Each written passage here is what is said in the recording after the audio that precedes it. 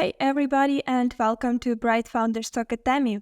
Temi is an international software development company that designs, builds, and delivers software for sustainable businesses and promising startups. Welcome to our podcast where we bring you the most inspiring stories of entrepreneurs and experts in the software development industry. Each week, we interview successful leaders who share their unique journeys and valuable insights. And I'm happy to introduce you our today's incredible guest joining us, Ezra Menaged, who is CEO at HomeTalk. Hello, Ezra. How are you doing? Hi, Sander. Great. I'm doing well. Thanks for having me. It's a pleasure that you've made time to join us today, to join our, let's say, cloud studio. And just before we start talking about your company, about HomeTalk, and about your entrepreneurial story in more deep details, I want to touch on the topics about some kind of creative topics regarding you and some your ideas on life and so on. So my first question will be, what is the most adventurous thing you've ever done? And how actually did it shape your approach to taking risks in your professional life? So, one of the most adventurous things I've ever done, I actually went ahead and traveled for 6 months in South America. I've been to, all in all, I've been to 31 different countries.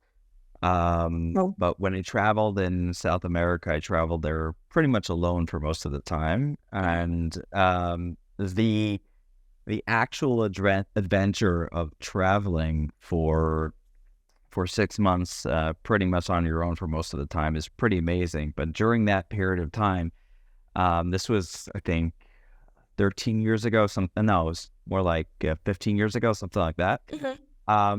During that adventure, you do things that you would have never imagined at this point in time. Like, for example, I climbed above 6,000 meters 3 times.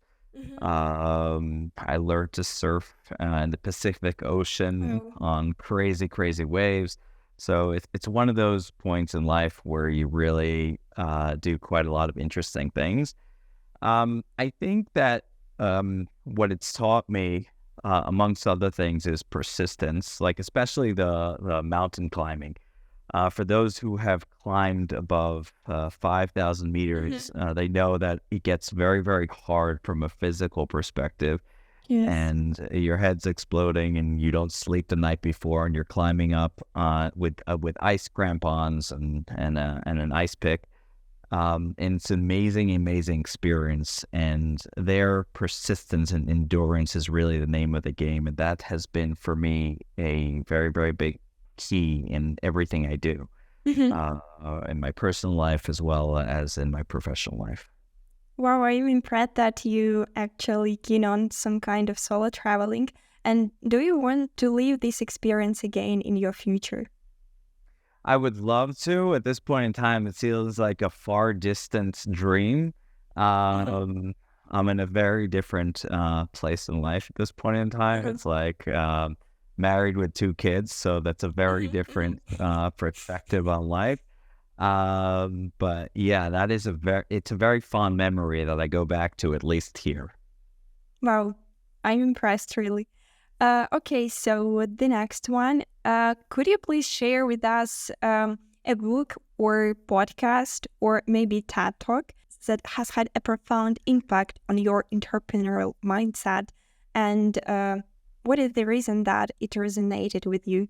Yeah, so 2 podcasts that really have impacted me tremendously have been Masters of Scale, by the founder of LinkedIn, and as well as How I Built This. Those are 2 podcasts that I really enjoy. I think also in my early days at HomeTalk, I found myself throwing out phrases from those podcasts. They have been extremely influential for me because both of those podcasts really tell the story end to end about founders, about the early days, about how things sort of at times hit the speed bump and how they overcame it. And it really like tells a story from beginning to end in an amazing way. I highly recommend those things. Not only because of the story element of it and how you can like sort of like feel the story from the founder's perspective, but also because there are some things there that really stick with you. A certain sentence or two from each podcast sticks with me, and I find myself quoting it from time to time in different instances where it really stays with you. So it was those two podcasts were extremely valuable for me. I still listen to them today. Interesting. And it's some kind of question beside all of these interesting podcasts and books. You get the information in audio more way, or for example, you are more visual, something kind of things. So you need, for example, to actually have the book in your hand to get the information more deeply. I do both. I'm a believer in retaining information and sort of like learning it through multiple different angles and multiple different ways. I listen to podcasts to receive information. Sometimes I read books, but I like when I read books, I like enjoying myself. So I usually read adventures. I highly recommend Mark Greeny's The Gray Man for those of you who want to take a break and just enjoy a good action book. So my reading time is mostly towards enjoyment, and I intake information through podcasts. I watch short videos about interesting things, interesting stories, and from time to time, like there are some good books like To Sell as Human and a bunch of other things that will be extremely helpful. But it's always like if you're a real entrepreneur or a leader in the company, you're always looking out for these things. You're reading articles from different newsletters and so on and so forth. And what is your daily routine which you are doing, for example, to know all of the news and all of these trends in the industry? What are you doing? Reading just news or watching videos on YouTube? So I've been in this industry for quite a while. So much of the information enriches me in a sense through having conversations with third-party companies that want to work with you. You learn a lot from those meetings. But as far as the daily routine, I think that like a lot of what we learn is internal. HomeTalk has built quite a bit of tech internally, and we're pretty sophisticated in every sense. So when I think of my routine, I have this routine of in the morning just answering people's Slacks and emails because it enables empowers the team. That's the first thing that I do. But then after that, I go into like a sort of a session of understanding what's going on. I look at all our data dashboards and so on and so forth. And then there's a bunch of newsletters that I read about our industry. Ad Exchanger and Digiday are the main ones about the publishing industry and media industry. A lot of what I've learned about new trends and different new directions has really come from there. But for me, it's really a mixture of internal and external, meaning I have those external newsletters from Digiday and Ad Exchanger for our industry. As I mentioned before, I listen to a few podcasts in order to enrich myself as far as like how just general startup founders and leaders push forward. And furthermore, like I look a lot internal to like understand exactly what's going on, because I read our data every morning like a daily newspaper. So that is one of the major things. Like we have many different dashboards, and that's a large part of my morning. I've had friends who actually using TikTok only for getting the news and to be aware of all of the news. Yeah, so it's interesting also source to be aware of everything. Okay, the next question. If you could choose, let's say, a fictional character as your business mentor, who would it be and why? That's a good one. Okay, maybe Howard Rourke. I hope I'm pronouncing that name correctly. From Ayn Rand's Fountainheads. I think that story was extremely inspiring for me as far as how that persona built Mm-hmm. himself from the ground up. And it's just like, it's one of those stories that really retained with me as far as the toughness and sheer awesomeness of really building yourself from the ground up. Mm-hmm. I like this question because you can find this information on LinkedIn human page. You know that, for example, this fictional character you would choose. But I would be happy to start talking about your company, about HomeTalk. I'll give short information about HomeTalk. It is a digital media company that builds and operates lifestyle content platforms, bringing millions of people ideas, inspiration, and information to fuel their creativity, passions, and interests. So, what actually attracted you to join the company and take on the role of CEO? Well, it was, for me, it was a long journey to become the CEO of HomeTalk. As per my fictional character, I've also had a long journey within the company. I started from a junior role here in the company. I, by education, I'm a lawyer with an MBA. I basically started my career in like almost as an attorney. I wasn't actually an attorney for more than a minute. And I was searching like for my next part of the adventure. This was like 7 or 8 years ago. I knew that I wanted to leave law. I didn't know exactly where I wanted to land at that point in time. And I came and I interviewed for HomeTalk for the ad operations role. And at the time, it was very hard. The people working in the company had a hard time describing to me what exactly it meant, but it was like a mixture of like recording revenue numbers and some stuff like that. I was at a very junior phase in my career, and I basically said to myself, okay, I don't know exactly what the role is all about, but the founder really believes in me, and we had a great click in the interview. So all right, why not?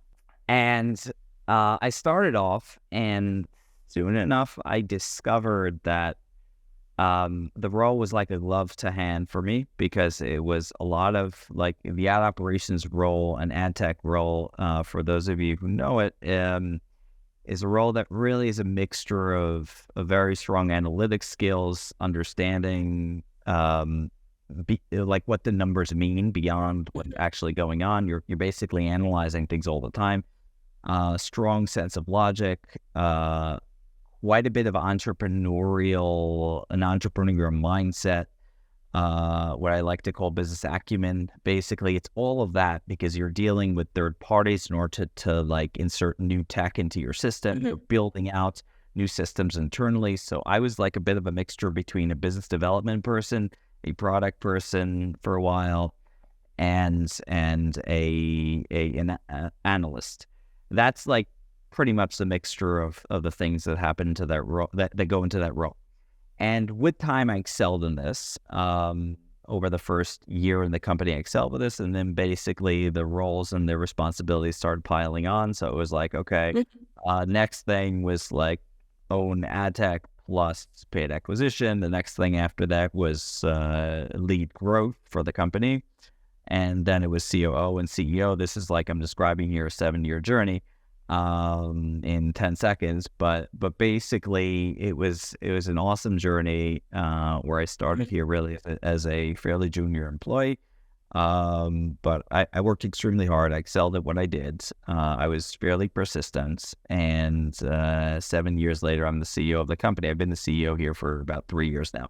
So what drew me in is really sort of like a human connection, a human understanding of like, this is the place that I want to be.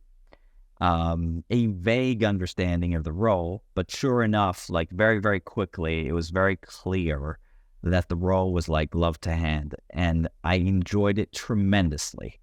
And when you have that level of enjoyment with what you do, there's a very high chance of success, because where you work is a mixture of who you work with and what you do. And if you enjoy it and enjoy the people you work with, the sky's the limit, really. Wow, I like this, let's say, quote from you regarding that. It's really important to have a good team. And also, what is important, I believe that the success of every company is based on the success of every employee. So it's really important to treat every employee and so they have passion for work and so for the success of the company. As you said, it was like a long story short, but during those 7 years, I believe that there was a lot of challenges, failures, and what is important, lessons learned. So what are some of the key lessons you've learned as just a junior in the company in HomeTalk and as a CEO for the last 3 years? Oh, wow. Okay. So there are many, but I'll start with some of the most remembered. POC. Basically, this is something that's very clear to founders that have experience, but many different founders or leaders of companies have this idea in their head and they're sure this is going to work. They invest months, if not a year or two, in a direction for the company. And you really want to simplify things for yourself. You really want to understand, what is my hypothesis with this direction and how do I fail as quick as possible? This is something that I've learned from some of our investors at the time from NFX. It was like, fail and fail quickly, because you don't want to really spend too much time pursuing a direction that doesn't make sense. So like for the company over time, or for myself more likely over time, I've learned very in a very real way how to try to test things as quick as possible, fail as quick as possible, so I don't spin my wheels in the wrong direction for too long. Really distilling it into an art of understanding the hypothesis behind the direction that I want to pursue, and try to like understand if there's real business value. A second thing that I've learned tremendously in the company is really a very strong understanding of value. This is something that I've sort of like also instilled in the team quite a bit, where you really try to understand the value of what you're doing, meaning take it to the nth degree, this idea, this direction. How does it play out? What does it actually end up being as far as the value? And if it's from a revenue perspective, from a retention perspective, try to translate it into, where does this go? And does this even make sense if you go to the end of the line? Does this even make sense for your business? The third thing is really to prioritize impact first. Keeping mind of between different initiatives and different directions, always prioritizing impact first. Trying to like also keep in mind, obviously, the lift, the cost of developing this direction, and mixing in the confidence. I've actually sort of like, for myself, said, okay, this is always like, if you can rank from 1 to 10 the impact, rank from 1 to 10 the cost of development or the cost of building something, and then multiply that by confidence, meaning impact minus cost multiplied by confidence, you get some sort of like equation in your mind as far as like what to pursue and when and how to prioritize things. And a fourth thing on the human level, I think this is one of the most important things I've learned, is when you're earlier on in your career, everything seems to be tremendously emotionally important, meaning you tend to overreact to things, especially when you have to like work with other colleagues.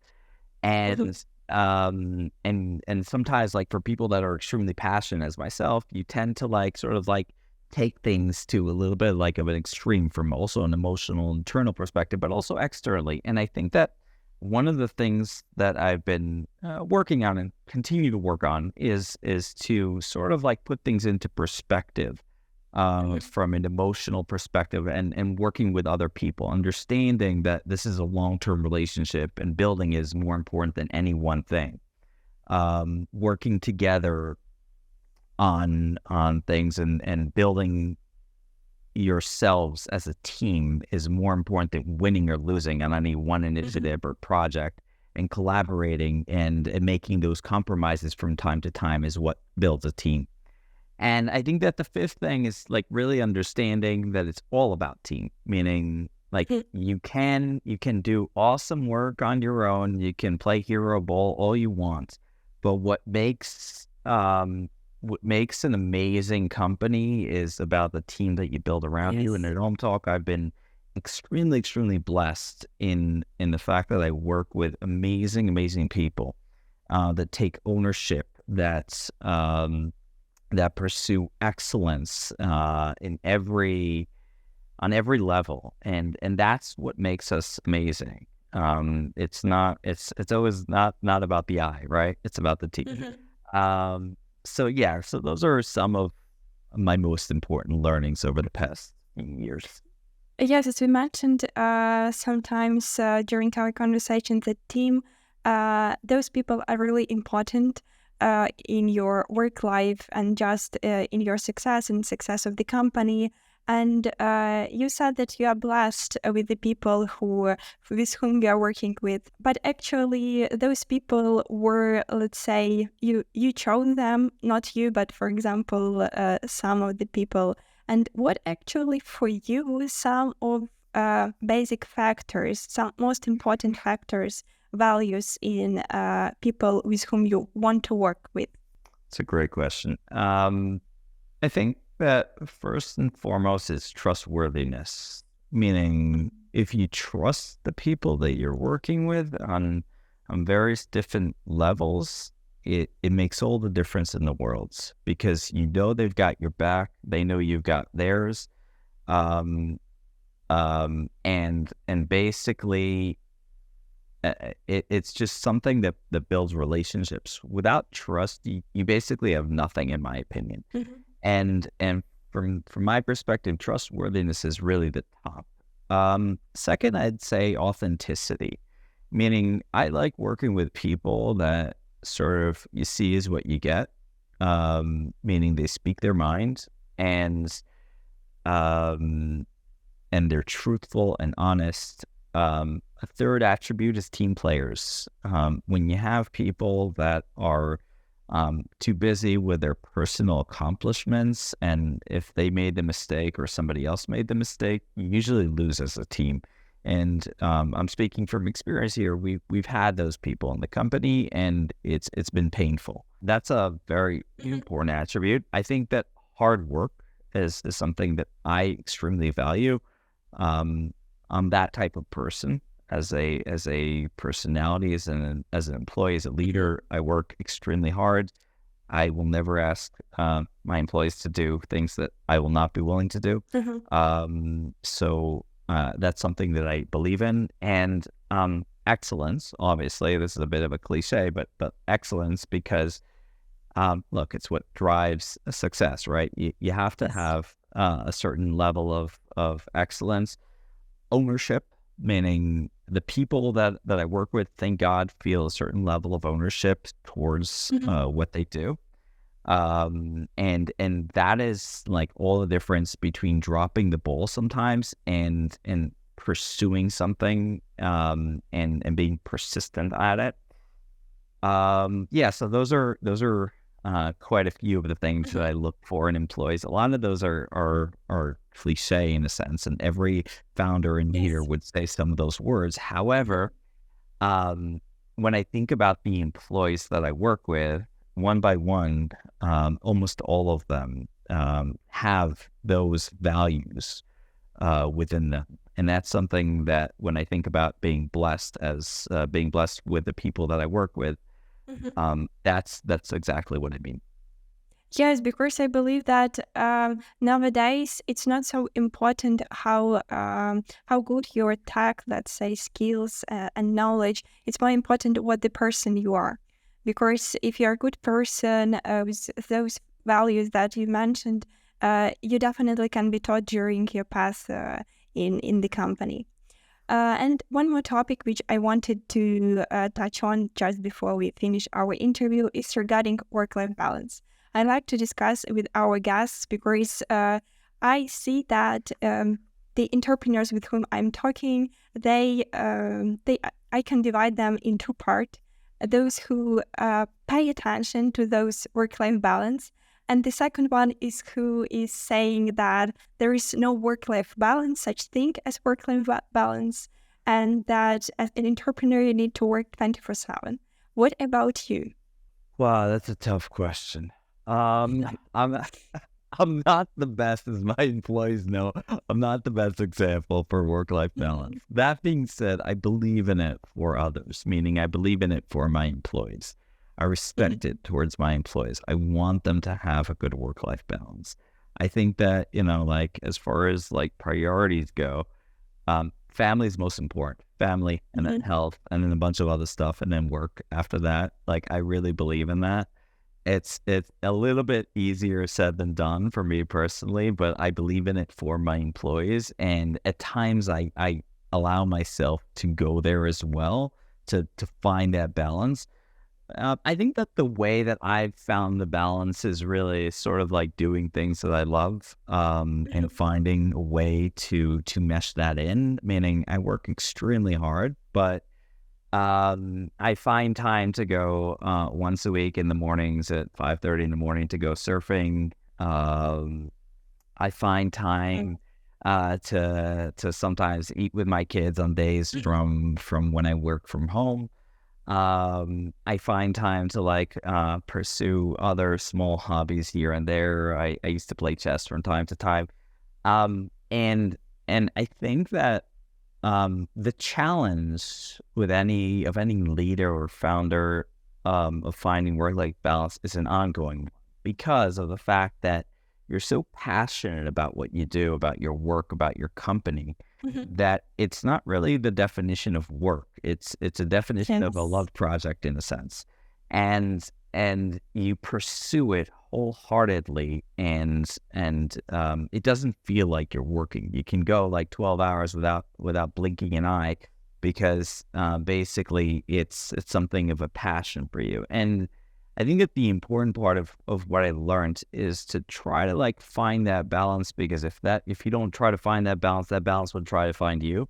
And it's important to like try to like weave in things that you enjoy, weave in things to calm your nerves, weave in things that make you human, from like, meditation to like, all the people that have experienced levels of stress have gone through the process of like meditating and doing cold showers and running and doing a lot of different sports. And at the end of the day, it really comes down to like finding different places in your life and schedule and day that are for you, that are fun, that are enjoyable, and that's something that's a must. Without which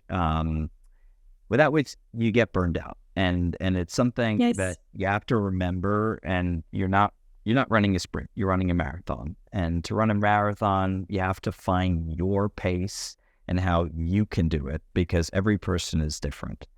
So that's my advice on work-life balance.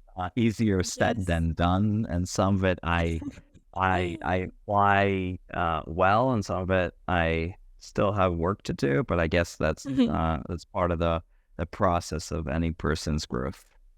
You're deadly right. When you find the work which you love, I believe you just time flies. You didn't you can't mention how much time you spend on this task or on that task. And just before the final word, I also wanted to ask you regarding the advice. You mentioned a lot of advice during our conversation, and but what is the most important advice for the first-time entrepreneur from you, Ezra? The most important advice: find something that you're passionate about, because without passion, nothing really happens.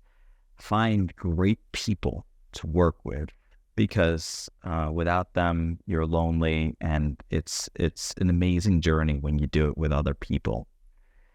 And work hard. Press yourself, work hard, because there's a lot of smart people out there, and if you're passionate and you enjoy what you do and you work with great people and you work hard, because I really believe in the 99% perspiration, 1% inspiration.